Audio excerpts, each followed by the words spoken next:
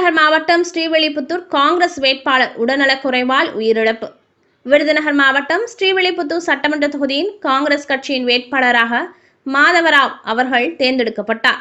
இவர் ஸ்ரீவில்லிபுத்தூர் சட்டமன்ற தொகுதிக்கு மதசார்பற்ற தேசிய முற்போக்கு கூட்டணி வேட்பாளராக போட்டியிட்டார். இவருக்கு வயது 63.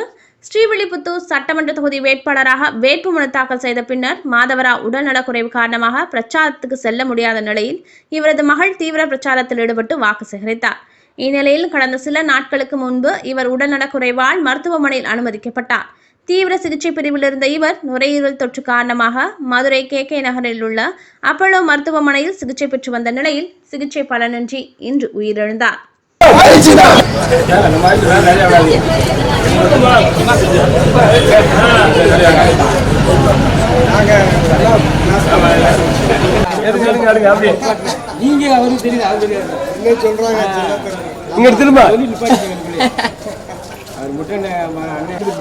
அவங்களுக்கு கூப்பிடுங்க.